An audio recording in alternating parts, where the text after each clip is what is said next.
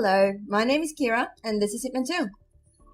Alright, so I've done some videos in Hawke's Bay for a silent sniper challenge, and I've also done what I planned for it to be was a silent assassin suit only no evidence run that was rather easy to do, but unfortunately it was rather messy. So what I'm doing now is an actually reliable silent assassin suit only run, no evidence, in Hawke's Bay. And it's going to be a master difficulty. So, first thing first, when we get to the planning screen, I'm going to start at the beach just because it's closer to the house, and I'll walk you through the route and everything. If you want any more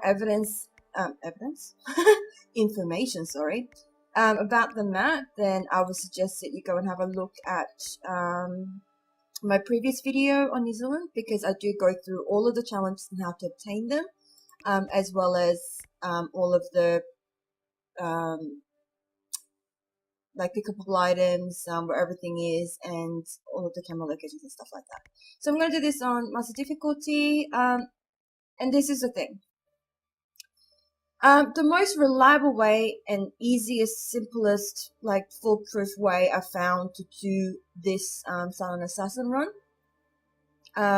without any, having to check out too many people or hide or things like that, is to bring a lethal poison vial.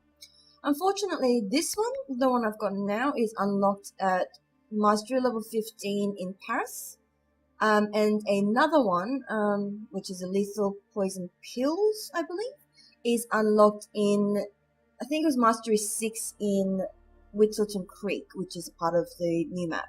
So if you have the old maps, or the legacy maps, as they're called, I think, go and do level 15 Mastery in Paris. And that's actually not too difficult to do if you can pull off a master difficulty silent assassin suit only no evidence run, because it will count towards casual and professional as well as a silent sniper. I will probably be making some videos on both of those runs as well, but honestly the ones that are already on YouTube are really good for it, mostly because there's different ways of doing the silent assassin runs in Paris, but it's not that varied. There's probably about 2 reliable methods of doing it, and they're both about same and same. One's a little bit longer, the other one requires a little bit more sneaking. So it's just seeing how you go. And Wittleton Creek, I can't speak for because I haven't even been there yet, which I actually planned to today. But anyway, so we're going to start the beach and let's get rolling. You'll notice that my playthroughs, walkthroughs, whatever these videos aren't as professional and neat and all well packaged like other people, because unfortunately I'm very still new to making videos and I get rambly. It's a personality trait that I am working on.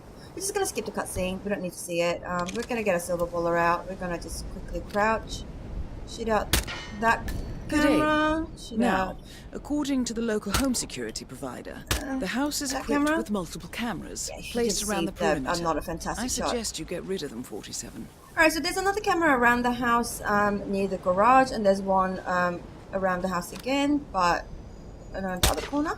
But they're in master difficulty. There's another camera just in the pool area, so be aware of that. Shoot out this pot thing. I'm going to say it's a pot. Why not? Alright. And with that, so we've got another camera up here, so let's quickly check that out. Reload. Oop, at least a staircase there. Come on, Kira. I can't even blame this on 47. This is on me and my consciousness. Actually, I don't even know why I came here first, but anyway. It's like habit now. I may have done this a couple of times. If you didn't come enough weapons by any chance, there's plenty over there. For the office computer, no doubt. That's the password dongle. You're going to need that, and then destroy the evidence. Gives us extra experience points. On tape is the If last you thing come here on casual or professional difficulty, you'll actually find even more weapons on this rack, which is kind of cool. it's like they've got a whole arsenal prepared for you in case you want to, I don't know, oops, wrong door. So I haven't had a lot of sleep, which is a bit odd for me because I usually sleep a lot. Actually, unlock this real quick, because there was a major storm last night and it was a bit chaotic and it was not good. But anyway, pick up the lethal poison jar. So I was busy playing a game with a friend. But then the storm kept raging. It's kind of finally quieted down a bit, and I'm hoping it stays that way because I want to make some few recordings. Alright, let's poison the sugar. And let's poison the honey. And I'll explain why we're poisoning both in a sec. Okay. So before we trigger the cutscene by tampering with the computer right over there, what we're going to do, just for ease of my mind, even though we've got plenty of time to do this later on, is just unlock that door. Then what we're going to do is quickly trigger the cutscene, which I'm going to skip, crouch down, detach from the wall because for some reason he ends up stuck on that wall. Wait for these guards to go away. You will notice that on master difficulty they are actually pretty sensitive to the sound of your footsteps, basically. Make sure this guy's just smoking. Pop up behind him. Try to get as close to the railing as possible when you pop up behind him. Like, don't pop up right behind him, but get as close to the corner of the railing as possible before you press the vault button. You want to go around that bush to about here. You might get a tiny little ring of noticing-ish, but generally you won't. And even if you do, just duck into the nearest bush and you'll be fine. So the reason we're poisoning both the sugar and the honey is because she seems to change her mind every 5 seconds about what she wants to poison, like drink in her tea. So eventually, when Alma and Orson goes into the house, and Orson is her boyfriend, I think, they're going to have a conversation. And Orson's eventually going to ask her if she wants any tea. She's going to say either honey or sugar. I've only heard her say honey, but every time I've poisoned honey, like as it is, she hasn't died. So I'm guessing she sometimes changes her mind. And I've also Googled this, because the challenge is actually called honey, sugar. And you can also get that from just putting rat poison in either both the sugar and the honey. But she seems to change her mind because some of the websites swear that it's sugar, others swear it's honey, and every time I've just poisoned one or the other, she hasn't died. So I find poisoning both, I mean, it's 100% guarantee, isn't it? Like, she's gonna have to die if you poison both. So that's what I've done.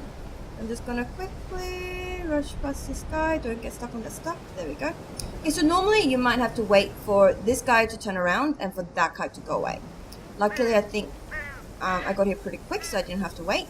And normally you can just wait in the bush right here and wait for this guy to turn around and this guy to walk back towards the place. So what we're going to do is, once Alma dies, is chuck a save here.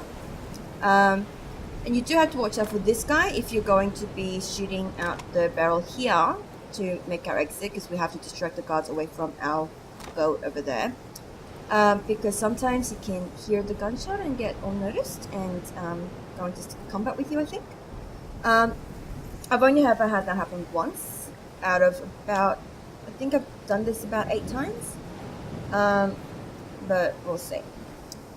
So just so you know, on the security front, you have 3 that's on the balcony over here. You've got 2, one in the pool and one that patrols around the pool. 2 that patrols outside of the house and 2 on the roof. Now the 2 on the roof will sometimes come close together just right at the edge of the stairs that leads up to it, which means that if you want to, you can grab the 2 expired cans of spaghetti you can find in the pantry that leads from the garage and chuck it at their heads, knock them out. Depends on what you want to do. But generally when I'm doing a Master difficulty, silent assassin, suit only, no evidence run. I don't like knocking out people. I find that when I do... Target. Sorry. Target just dies. I'm going to check a save here. Down. Well done, 47.